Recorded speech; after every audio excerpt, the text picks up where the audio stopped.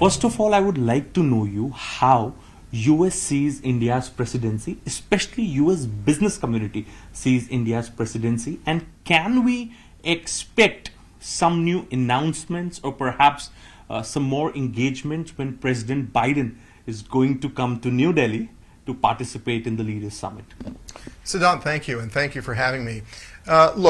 We've all been through a very tough pandemic. Your country and ours have been injured by it. We've lost many citizens, and yet both of our countries have powered out of the pandemic very well. Our economic growth is robust.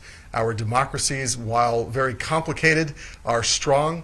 And I think that India's G20 year, timed as it is, frankly helps give a wind of hope to the world about what the future of the 21st century might look like. You know, I was in the speech that Prime Minister Modi gave to the B20 the other day, and it was a pretty clear and compelling vision of what India means for itself and for its own people and what it means for the world. So my feeling, and certainly others may have different views, is that India is espousing a very positive vision of the future of humanity, a vision of a free people who can live their best lives, can leverage technologies, digital platforms, to ensure that they can live in an environmentally sustainable way. So that G20 vision is very positive, and I think you've had a lot of appreciation from people in the United States with how you've done it. And frankly, with all of the events that have gone so well and all the meetings around the country, it has also showcased that this is India's breakout moment. Okay. Ambassador, my next question to you is regarding President Biden's recent executive order banning or perhaps restricting some of the US companies, perhaps almost all US companies who have been investing in China in sectors like AI, quantum computing, semiconductor. Some are going to be subject for the oversight. I would like to know from you, can we expect those investments getting routed to India instead of China now?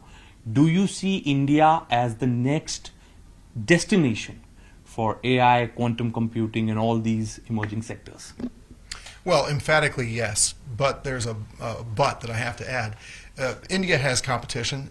There is a very aggressive effort by the United States to bring investment back to its shores, to bring manufacturing back, to preserve our technological edge. So India is a really a prime destination and a great alternative in strengthening supply chains. I think a lot of American business is looking at India and exploring possibilities, but you have competition in America, in Mexico, in Indonesia and Vietnam, and in other places. So the key for India in this golden moment, this Amrit Kaal, is to be as business friendly as possible, investment friendly as possible, to capture as much as you can for the happiness of your own people. I think there's been a lot of very pro-business messages coming out of the government. There's a very clear willingness to listen to industry and to take on stakeholder input.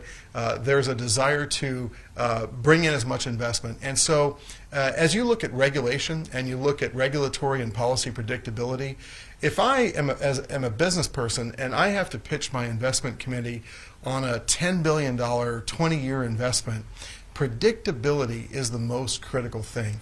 So predictable rulemaking, predictable sort of discussions with industry, stakeholder input. There are already processes in place. I think if you can regularize that a little bit more, this is a very pro-business government, and so this really is India's moment. But you do have competition, and that predictability is the most critical thing if you're going to make a 20-year investment in multiple billions of dollars. But the more of that you can capture, the more you'll accelerate your rise to being a 5 or 10 or 20 or 30 trillion dollar economy.